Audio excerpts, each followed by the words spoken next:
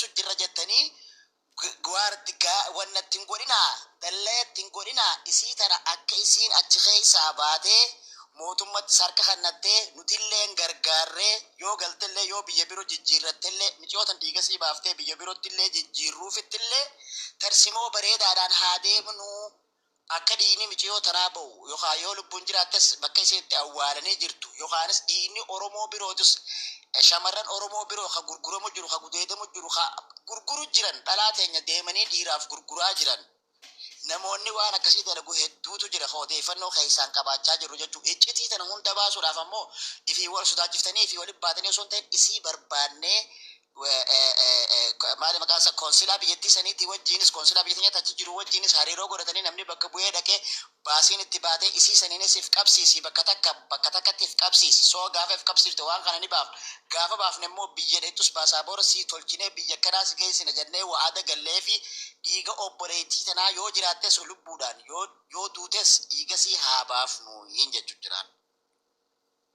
Burqa yaadni keessirriidha yaada tokkoon qaba dhiifama naa godhe yaadi keessirriidha jee mubee na dhaggeeffadhu abukaatoon hin jiraamti dhiiroo biyya sana keessa namni qaama seeraa ta'ee seeraaf falmu tokko hin jiraami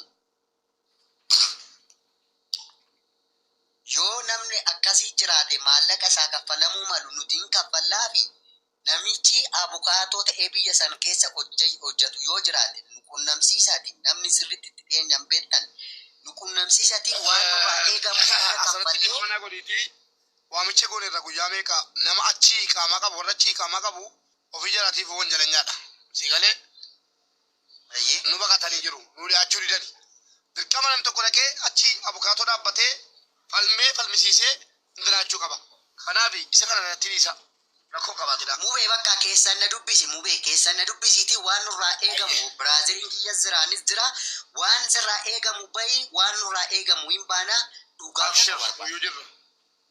Bakka kanatti kan goote kama seeratti miti waan barbaachisu nuti hundayyuu gochuudhaaf qophiidha mubee. Bakka kanatti illee kallattii kana qabatee Mubaarak kallattii kana qabsee nu deema taanasi nus warri biyya Arabaa jiru nus warri mana madaamii jirru kan keenyas boru sanuma bira jirra. Maaliif jennaan kan jirra ga'e boran argaa warri nabukkee dhaabbachuu barbaadani keessan nu dubbisa anallee na dubbisaati mubee keessan na dubbisi waan jiru bilbila kiyya si ergaa inaa sobna Biraaziliin kiyya jira nuti waan nurraa eegamu maallaqa sootee hundumaa kaffallee dhugaa obboleettii keenyaa barbaadna waan ta'eef Mubaarak ati bakka bu'iitii waan qofanoola biyya kana keessa bor qofanoola si iftaan Itoophiyaan jira kalas bakka Itoophiyaa gaafa dhuftu naa bilbiliitii wal hordofna bilbila keessan argaa yeroo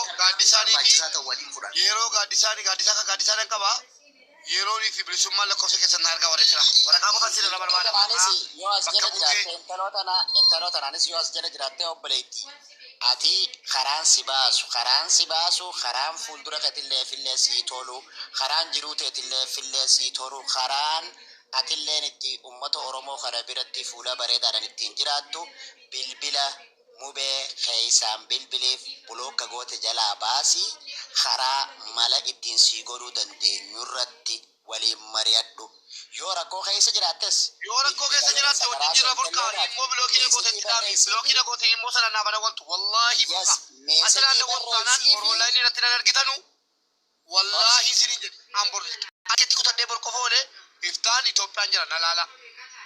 Meesajii barreessii fi rakkoo keessa jirtuun haa ibsii fi akkaataa itti achi bakka sanarraa gabbaatu bakka sanarraa yoo lubbuun teetti rakkoo keessa jiraattes himadhu.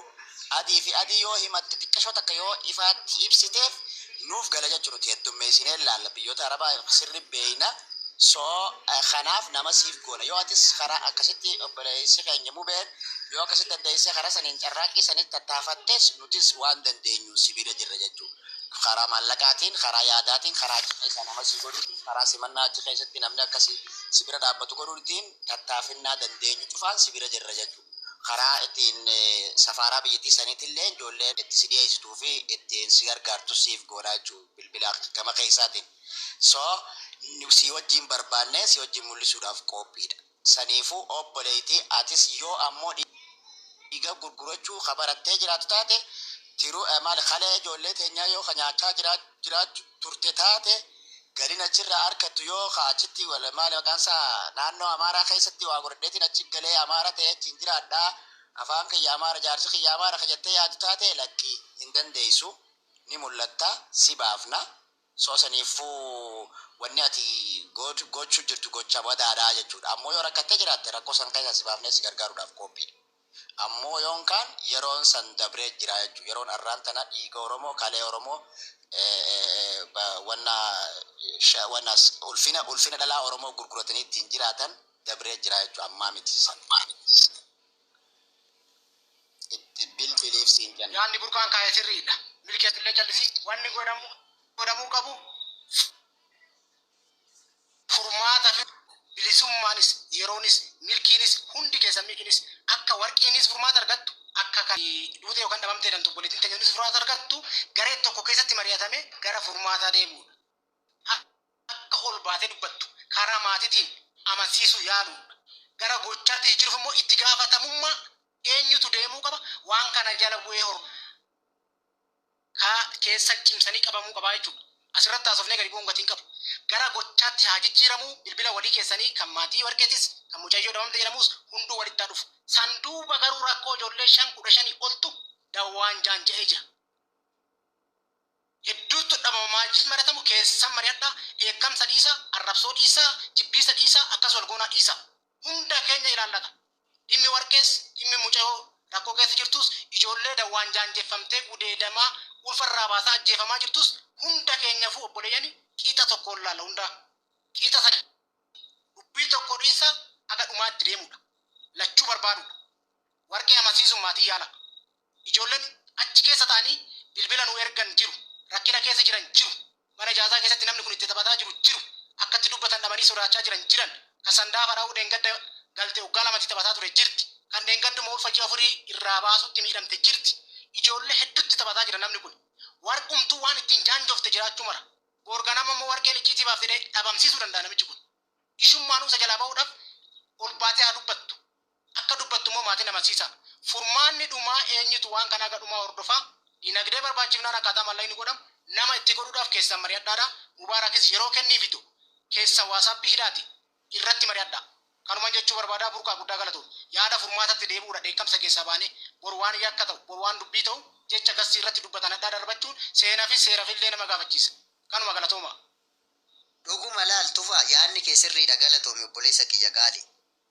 Yaadni kun yaada sirriidha mubee akkuma jenne goona maaliif jennaan namni waan hedduu rakkachuu danda'a.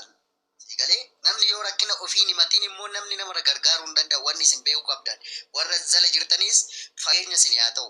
Gaafa rakkoon isinirra ga'ee rakkattanii rakkoo keessa jiraattan akkuma taatanii rakkoo keessa yoo himattan qofa kan namni isin gargaaruu danda'u rabbillee kan isin baasuu danda'u yoo rakkina kee baastee himatte. Agartee rakkina san keessa teessee yoo rakkina irratti rakkina dalagaa bulta kan ta'e isinillee gaarii miti maatii keefillee eenyumaaf iyyuu gaarii miti. So kana waan ta'eef nama itti mammalee itti hidhan. Ni galee amma dandeessan itti maartanii erga gaddaa itti maa jirra nullee akka danda'amu yaalaa jirra yoo wanti kun akka nuti deemnu kanatti hin ta'u ta'e gara tarkaanfii fudhachuutti nama oofaa jechuudha. Gaaf sana biyyis namnis nutti ilaalu jechuudha. Wanni isin hubachuu qabda.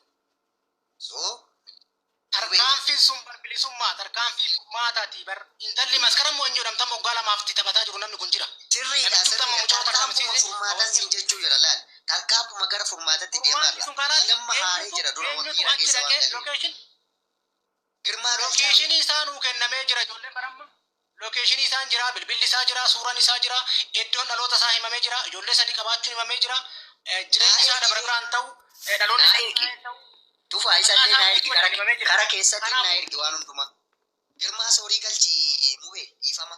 Girmaa soorii isa dhufa na galchaa.